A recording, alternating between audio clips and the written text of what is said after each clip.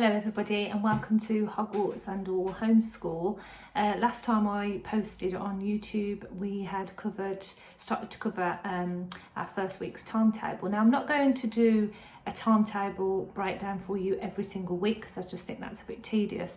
You should really be able to see what I'm doing based on that first week, and then on my blog site there is also the timetable, which I am updating every week if you really wanted to follow it religiously.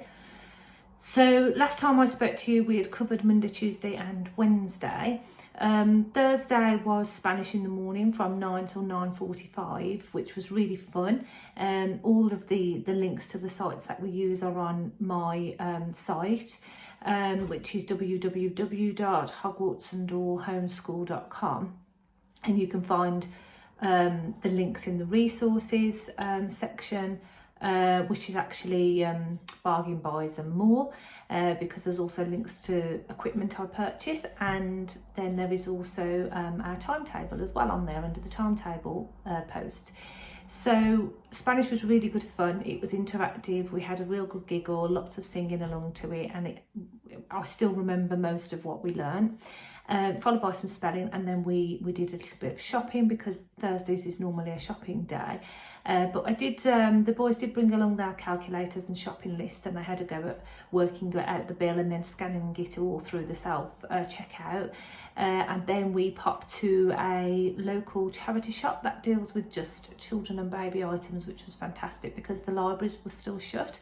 So they were able to buy some books, and then we planted some potatoes, carrots, radish, and did a little bit of gardening. I have actually, going off subject, signed up for the Go Henry cards, which are brilliant. I have to say it's working a treat so far. They have their own bank cards and you can load money onto them. It's really easy. They have an app that they can see for themselves how much savings they've got, how much money they've got, what jobs they've got to do to earn it and tick off. So that was absolutely brilliant, and clearing out Mummy's greenhouse was one of the ways they could earn money this time. So have a look. It's really, really good, and it teaches them some really important life skills. Friday. So Friday starts the same as Monday and Wednesday, which is 10 minutes of maths and 10 minutes of vocabulary in their books, which I have previously posted about. They're the Carol Vorderman books. Actually, sorry, we didn't do the 10 minutes maths, we did Telling the Time. So that is another book that I've purchased online. There is a link to that on my my site, and I basically just bought one, not two, for each of them, and then a photocopy the other one, but you could always buy two if you haven't got access to a photocopier. And I just think it's really important. The kids know, are taught so much about maths, but they don't know how to tell the time, and one of them's nearly 10, and realistically they should know how to tell the time. So again, I think it's just one of those things that is probably more important and has been missed, or not enough emphasis is put on it at school. So they will be learning to tell the time. So we did that, and then on Fridays what my intention is to allow them to watch a movie or a documentary or something that will be fun and interactive, where I won't lose them and they're going to learn more about a subject. So because we're covering the Anglo-Saxons at the moment, and the reason for that is I think it's important that they learn about the country they come from and the way our country was formed historically, and I want them to understand that. I mean, I don't think it really matters about the rest of the world right now, but it does matter about the country they come from for me.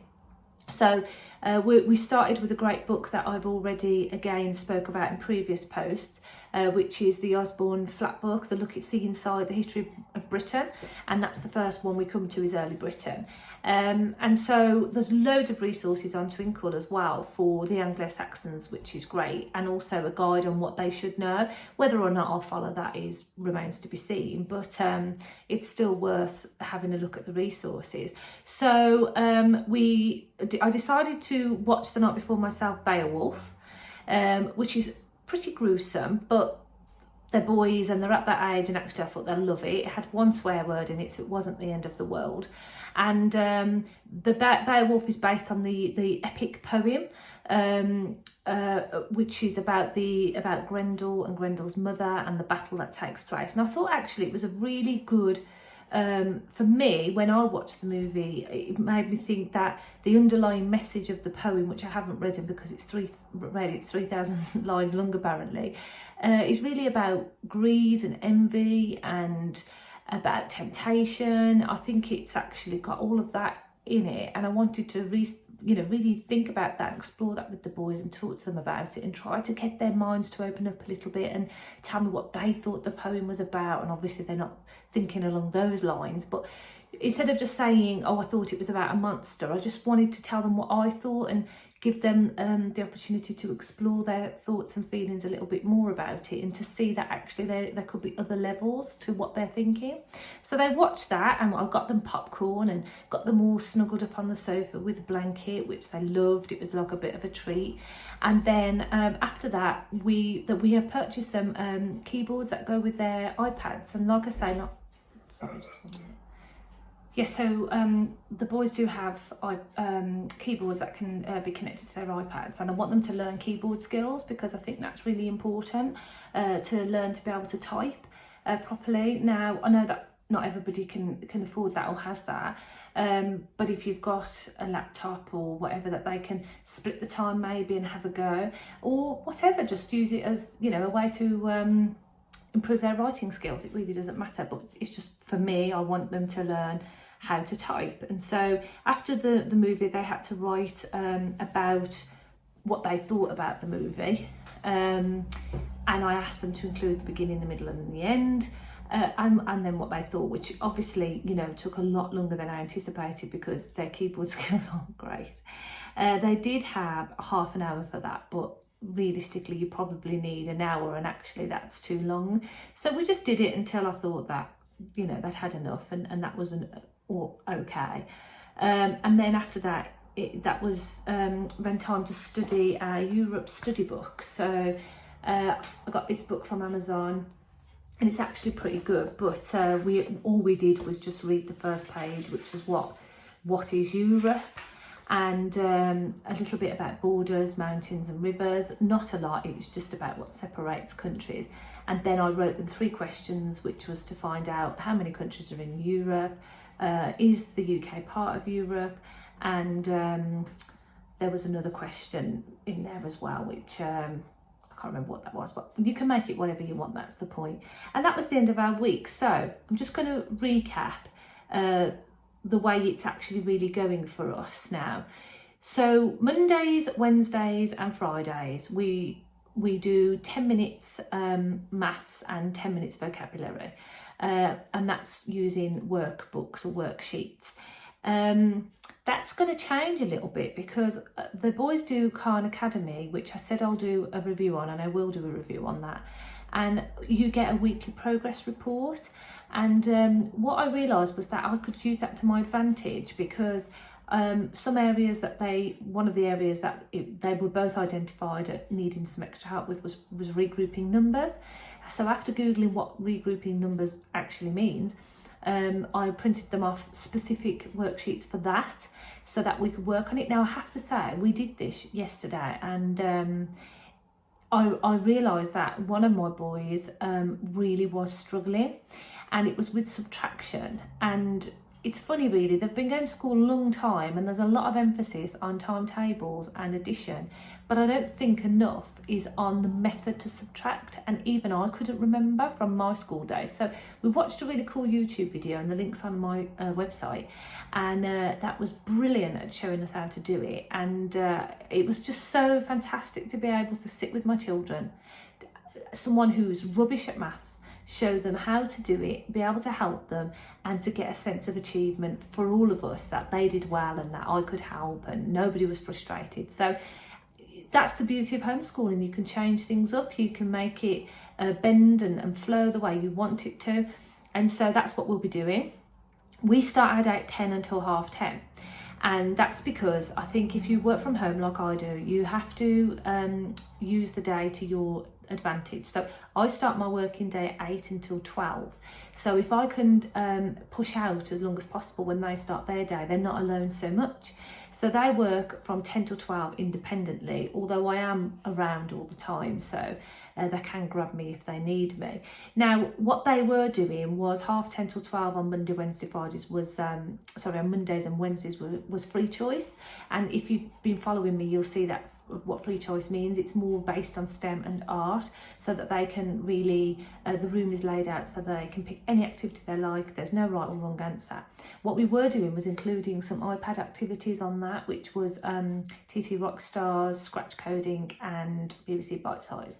So I've taken that away because they're just gravitating towards the iPad, and that worked really well because suddenly my little boys were excited and enthusiastic and finding their creativity again and doing other things. But the other thing I've included, because I found that actually there isn't always enough time to do the things we want to do, in particular any art sessions. So from half 10 till 11, we're going to make that an art session where I leave them a set activity to do. And we're in the middle of building some sundials, and we've just started actually painting. Oh, I don't have to turn it around, sorry. So basically we've just been in the middle of painting the actual dials themselves, and then we can include the numbers and really put it together. So that's something else I've included that's I've learned from week 1, works better. And then what that means is from 12 to 1, they can work independently, and that means a challenge card, which is the engineering or science cards from the James Dyson website.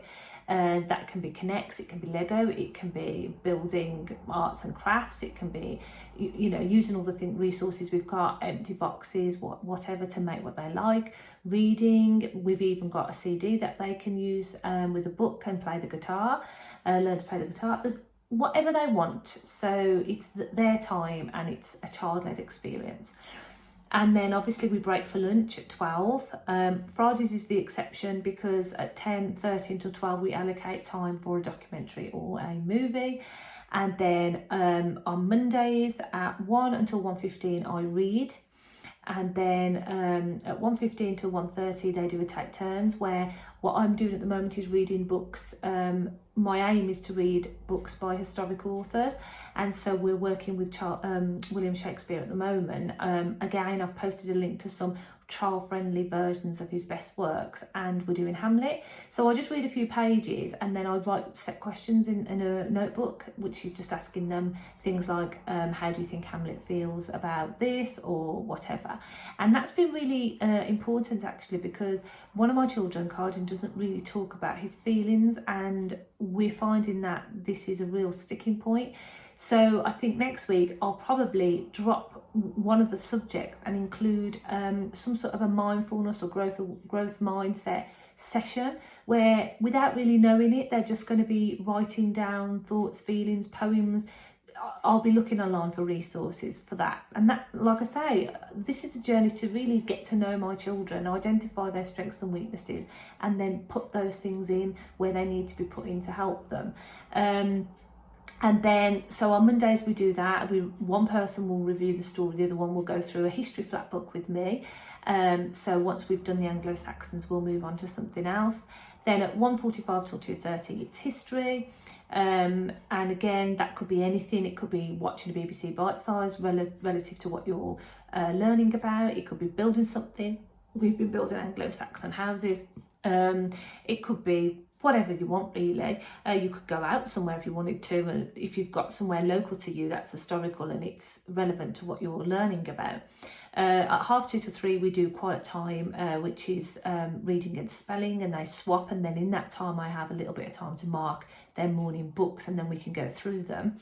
And then from 3 till 3:30, this is mainly Mondays and Wednesdays, by the way, we do Khan Academy, which we do sit together to do that because they do need help.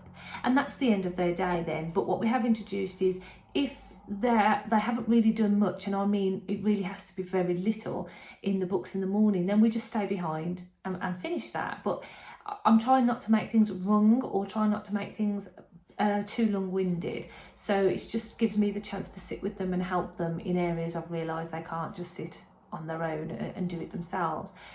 Tuesdays is a day out day, so the intention is to go somewhere based on what we're learning about.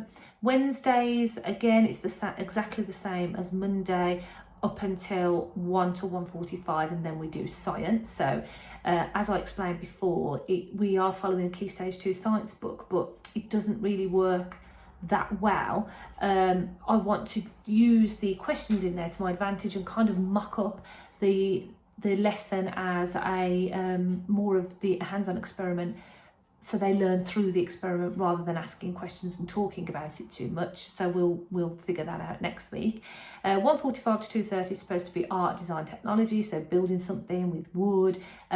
We are going to be making a bug hotel this week, so that's going to be kind of fun. 2:30 to 3 is Connects building. Now, it doesn't have to be. The beauty of that is it could be that if they've started something in their free choice and they want to finish it, they can.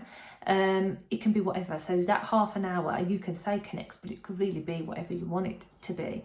And then from 3 until 3:10, they do 5 minutes reading each and tidy up. And then 3:10 to 3:30 is Khan Academy. This is on Wednesday.